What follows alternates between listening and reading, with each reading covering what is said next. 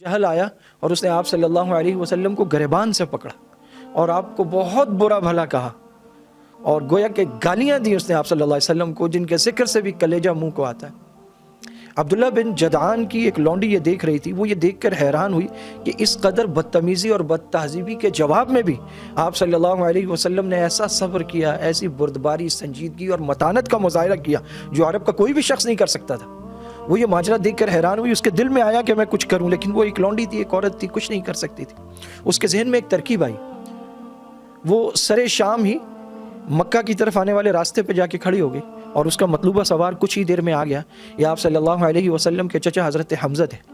اس نے ان کے گھوڑے کی لگام پکڑ لی اور کہا کہ ابو عمارہ، تم تو شکار کرنے میں، سیر میں مشغول رہتے ہو، تمہیں پتہ ہی نہیں تمہارے خاندان کے ساتھ کیا کیا ہو رہا ہے، ان کو لوگ کیسے کیسے ستا رہے ہیں۔ تو حضرت حمزہ نے کہا کہ کون ستا رہا ہے، کس نے ستایا؟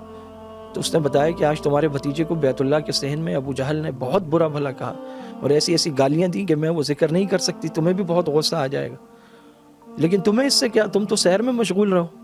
حضرت حمزہ رضی اللہ تعالیٰ عنہ کے اس وقت سارے شوق وہ تھے جو اس وقت عرب کے سرداروں کی اولادوں کے تھے۔ آپ صلی اللہ علیہ وسلم سے صرف 2 سال بڑے تھے، لیکن رشتے میں چچا تھے، اور پھر آپ کے رضائی بھائی بھی تھے۔ انہوں نے حضرت صوبیہ کا دودھ پیا تھا، وہ آپ صلی اللہ علیہ وسلم نے بھی پیا تھا، رضائی بھائی تھے۔ تو آپ کو بہت غصہ آیا، آپ تلاش کرتے ہوئے پہنچے تو ابو جہل وہیں تھا بیت اللہ کے صحن میں۔ حضرت حمزہ نے وہاں جا کے اپنی کمان زور سے اس کے سر پہ ماری، لوگوں کے درمیان گھرا ہوا تھا، اور اس کو گریبان سے پکڑا اور یوں کر کے گھسیٹا اور اسے وہاں کی جو مروجہ زبان تھی اس میں بہت برا بھلا کہا اور کہا کہ جو کر سکتے ہو کر لو، میں نے بھی اپنے بھتیجے کا دین قبول کر لیا۔ حضرت حمزہ کو آپ صلی اللہ علیہ وسلم کے دین کا پتہ تھا کہ وہ بت پرستی سے لوگوں کو بچاتے ہیں، ایک اللہ کی عبادت کی طرف لوگوں کو بلاتے ہیں، شرک سے بیزار ہیں اور سچ بولتے ہیں، لیکن بس اتنا ہی تھا۔ وہ ابو طالب کی طرح غیر جانبدار رہے، ایمان بھی نہیں لائے، لیکن کبھی آپ صلی اللہ علیہ وسلم کی حمایت میں کھڑے بھی نہیں ہوئے۔ اگر کوئی بات کرتا تو وہ کہتے ہیں کہ اگر وہ اپنے آباء و اجداد کے خلاف گیا ہے تو تم کیسی بات کرتے ہو، جو اس کے آباء و اجداد ہیں وہی تمہارے ہیں، تو وہ اس کے بھی تو آباء و اجداد ہیں۔ لیکن اس موقع پر آپ نے غصے میں یہ اعلان کر دیا۔ جو ابو جہل کے قبیلے کے لوگ تھے ان کے بھی ہاتھ تلواروں کی نیاموں پر چلے گئے، حضرت حمزہ کے قبیلے کے لوگ بھی موجود تھے، وہاں بھی تلواریں نکل آئیں۔ قریب تھا کہ معاملہ گڑبڑ ہوتا۔ ابو جہل نے کہا کہ واقعی میں نے ان کے بھتیجے کو آج برا بھلا کہا ہے، یہ کوئی بھی سنتا تو اس کو غصہ آتا، ان کا غصہ برحق ہے۔ وہ ان کو ٹھنڈا کرنا چاہتا تھا اور یہ چاہتا تھا کسی طرح اپنے اعلان سے واپس ہو جائے۔ پھر پوچھا کہ کیا واقعی بھتیجے کے دین پر ایمان لے آئے ہو، تو کیا آباء و اجداد کے دین سے پھر جاؤ گے؟ تو حضرت حمزہ نے کہا کہ ہاں میں اس پر ایمان لے آیا ہوں۔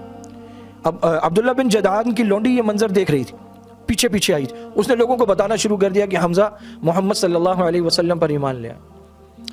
خیر حضرت حمزہ نے کہہ تو دیا تھا یہ۔ اب وہ گئے دار ارقم کی طرف جہاں آپ صلی اللہ علیہ وسلم صحابہ کے ساتھ موجود تھے، تو جا کر آپ صلی اللہ علیہ وسلم سے کہا، آپ صلی اللہ علیہ وسلم کو واقعے کی خبر مل چکی تھی، ان سے کہا کہ میں نے تم سے ہونے والی زیادتی کا بدلہ لے لیا، اب خوش ہو؟ تو حضور نے فرمایا کہ میں تو تب خوش ہوں گا جب اللہ پر ایمان لاؤ گے، جب دین قبول کرو گے۔ تو حضرت حمزہ نے کہا کہ اگر تمہاری یہ خوشی ہے تو میں یہ بھی کر لیتا ہوں۔ حضور نے فرمایا نہیں، میری خوشی کے لیے نہیں، اللہ کی خوشی کے لیے اور اپنی آخرت کے لیے ایک اللہ پر ایمان لاؤ۔ تو حضرت حمزہ رضی اللہ تعالیٰ عنہ نے کلمہ پڑھا اور مشرف با اسلام ہو گئے، اور مسلمان جتنے آس پاس تھے ان کے چہرے دمک اٹھے۔ حضرت حمزہ پہلوان تھے، تیر انداز تھے، تلوار زنی میں مہارت رکھتے تھے، نیزہ بازی میں مہارت رکھتے تھے، اور مشہور ترین آدمی تھے مکہ کے۔ حضرت حمزہ کے ایمان لانے سے اتنا ہوا کہ پھر کئی مسلمان اجتماعی طور پر تو نہیں لیکن انفرادی طور پر بیت اللہ میں بتوں کی طرف پیٹ کھڑ کے کھڑے ہو جاتے، اور بعض وہاں عبادت بھی کرتے تھے۔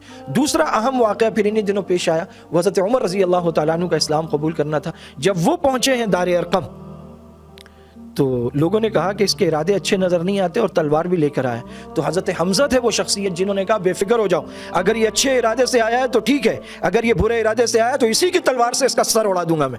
حضرت عمر رضی اللہ تعالیٰ عنہ تشریف لائے، انہوں نے اسلام قبول کیا، مسلمانوں نے ایسا نعرہ تکبیر بلند کیا جو اس سے پہلے اس زور سے کبھی بلند نہیں ہوا تھا۔ مورخین اور سیرت نگار لکھتے ہیں مکہ کی پہاڑیاں گونج اٹھی، اور ان دونوں کے اسلام، حضرت حمزہ اور حضرت عمر کے اسلام لانے سے اسلام طاقتور ہو گیا، اور مسلمان اجتماعی طور پر بیت اللہ میں بھی جا کر عبادت کرنے لگے۔ حضرت حمزہ رضی اللہ تعالیٰ عنہ طاقتور تھے، آپ کو کوئی تنگ نہیں کرتا تھا، ستاتا نہیں تھا، اس لیے حبشہ کی طرف ہجرت کی ضرورت پیش نہیں آئی۔ لیکن جب مدینہ کی ہجرت کا حکم آ گیا تو حضرت حمزہ ان لوگوں میں تھے جنہوں نے علل اعلان مدینہ کی طرف ہجرت کی، اور پھر حضرت حمزہ رضی اللہ تعالیٰ عنہ کے دل کی مراد بر آئی مدینہ منورہ میں، جب اللہ رب العزت نے جہاد کی اجازت عطا فرما دی. اذن للذین یقاتلون بانہم ظلموا وان اللہ علی نصرہم لقدیر. میدان بدر میں حضرت حمزہ رضی اللہ تعالیٰ عنہ نے زرہ پہنی, اپنی ٹوپی پر شتر مرغ کا پر لگایا اور صفوں کی صفیں الٹ دی, اور سب سے پہلے جو اسود بن عبد العزیٰ نکلا اور کفار کی طرف سے اس نے قسم کھائی کہ میں مسلمانوں کے چشمے سے پانی پیوں گا, تو حضرت حمزہ وہ تھے جنہوں نے اسے مار گرایا, اس کی پنڈلی کاٹی. وہ پھر بھی قریب تھا کہ اپنی قسم پوری کرنے کے لیے حوض سے پانی پی لیتا. حضرت حمزہ نے وہاں اس کا کام تمام کر دیا. اور پھر اس کے بعد کئی لوگوں کو حضرت حمزہ نے بڑی بہادری سے مارا, جس میں جبیر ابن مطعم اور ہندا کے بھی قریبی رشتہ دار تھے. تو جبیر ابن مطعم نے اپنے غلام وحشی بن حرب کو تیار کیا, کہا کہ اگر آزادی چاہتے ہو تو حمزہ کو قتل کر دو, آزادی مل جائے گی. ہندا کو پتہ چلا تو اس نے بھی جا کر ہمت بندھائی وحشی کی اور کہا کہ اتنا انعام دوں گی جس کا سوچا بھی نہیں ہوگا. اس نے پھر مشق شروع کی. اپنا خاص افریقی نیزہ تھا, ان کا ایک ہتھیار تھا چھوٹا, زہر میں بجھا کر اس تیزی سے مارتے تھے کہ جسم کے آر پار ہو جاتا تھا. پھر 3 ہجری میں جب احد کا موقع آیا, اس سے پہلے بھی 2 چھوٹی مہمات پر, ایک میں 3 صحابہ تھے اور ایک میں 60, حضرت حمزہ رضی اللہ تعالیٰ عنہ کو امیر بنا کر آپ صلی اللہ علیہ وسلم نے بھیجا, اور کامیابی سے انہوں نے وہ مہمات مکمل کی. اور میدان بدر میں آپ کی دہشت کا یہ عالم تھا کفار پر کہ حضرت عبد الرحمن ابن عوف کہتے ہیں کہ ابو جہل کے قتل کے بعد جب میں امیہ اور اس کے بیٹے کو اپنی پناہ میں لینے کے بعد ان کے درمیان چلتا ہوا جا رہا تھا, تو مجھ سے امیہ نے کہا, کون ہے وہ آدمی تمہارے درمیان جس نے اپنے ہاتھ یا اپنی ٹوپی پر لگا رکھا ہے؟ تو میں نے کہا کہ وہ حمزہ ہیں. تو امیہ نے کہا یہی ہے وہ آدمی جس نے ہماری صفوں کو درم برم کر دیا ہے اور ادھم مچا کے رکھا ہوا ہے اور ہم سب پر چھا گیا ہے. حضرت حمزہ رضی اللہ تعالیٰ عنہ شجاع تھے, پہلوان تھے. اور پھر میدان احد میں بھی شروع کے مبارزین کو مارا, اور تقریباً 10 کے قریب لوگوں سے آپ بھیڑے ہیں اس میں. اور وحشی انتظار میں تھا, اس نے پھر اپنا مخصوص نیزہ مارا جو ناف کے نیچے سے آر پار ہو گیا. حضرت حمزہ نے اٹھنے کی کوشش کی, اٹھ نہیں پائے, شہید ہو گئے. آپ صلی اللہ علیہ وسلم اس شہادت پر اتنا روئے ہیں, اتنا روئے ہیں. عبداللہ ابن مسعود کہتے ہیں میں نے آپ صلی اللہ علیہ وسلم کو ایسے روتے ہوئے نہیں دیکھا. وہ فرماتے ہیں کہ آپ اگر روتے تھے کبھی تو آنکھوں میں آنسو آتے تھے, آواز نہیں ہوتی, لیکن حضرت حمزہ کے موقع پر آپ صلی اللہ علیہ وسلم کی بے اختیار آواز بھی اونچی ہو گئی. اس شدت غم کے ساتھ نڈھال ہو کر آپ صلی اللہ علیہ وسلم اپنے پیارے چچا کی شہادت پر روئے. پھر ان کو دیکھنے کے لیے حضرت صفیہ آ رہی تھی, تو آپ نے حضرت زبیر سے کہا, جو حضرت صفیہ کے بیٹے ہیں, آپ کے پھپھی زاد بھائی ہیں, کہ منع کرو پھپھی جان کو. تو حضرت صفیہ نے کہا کہ نہیں, میں صبر کروں گی اور واویلا نہیں کروں گی. وہ بڑی بہادری اور شجاعت کے ساتھ آئی ہیں, صبر کے ساتھ, ہمت کے ساتھ. حضرت حمزہ کو دیکھا. حضرت حمزہ کو جب کفن دیا جا رہا تھا, پاؤں پر چادر کرتے تو سر والا حصہ جو ہے وہ نظر آتا, اور سر پر کرتے تو پاؤں نظر آتے. یہ قسمہ پرسی کا عالم تھا. آپ صلی اللہ علیہ وسلم نے خود ان کو ایسے قبلے کی طرف سیدھا کیا, نماز جنازہ پڑھائی اور خود قبر میں اتارا, اور کہا کہ سر پر کفن کر دو, پاؤں پر گھاس ڈال دو. اور ایک اور صحابی جو ان کے رضائی بھتیجے بھی تھے غالباً, ان کے ساتھ ملا کر ایک قبر میں حضرت حمزہ کو دفن کیا.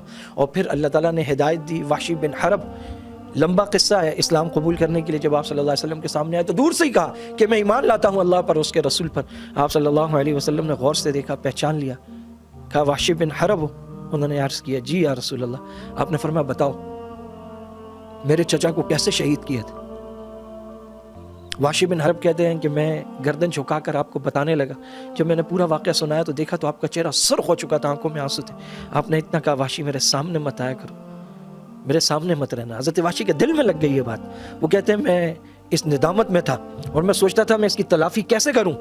تو پھر اللہ پاک نے حضرت ابوبکر صدیق رضی اللہ تعالیٰ عنہ کے دور خلافت میں وحشی بن حرب کو یہ موقع عطا فرمایا کہ انہوں نے جھوٹے مدعی نبوت مسیلمہ کذاب کو اپنے اسی مخصوص ہتھیار سے قتل کیا. وہ فرماتے تھے جب میں دور جہالت میں تھا تو میں نے اسلام کے سب سے عظیم سورما کو شہید کرنے کا جرم کیا تھا, اور جب میں اپنے اسلام اور بہترین حالت میں تھا تو میں نے سب سے بدترین انسان جھوٹے مدعی نبوت مسیلمہ کذاب کو قتل کرنے کا اعزاز حاصل کیا.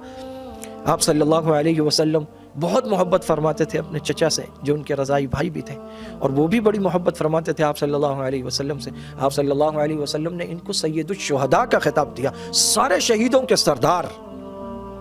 یہ بڑے اعزاز کی بات ہے. مسلمانوں کو خیال رکھنا چاہیے کہ جو لقب حضور نے جسے دیا ہے وہ وہاں استعمال کریں. سید الشہداء حضرت حمزہ ہیں, اور حضرت حسین رضی اللہ تعالیٰ عنہ وہ سیدہ شباب اہل الجنہ اپنے بھائی حسن کے ساتھ مل کر جنت کے نوجوانوں کے سردار ہیں.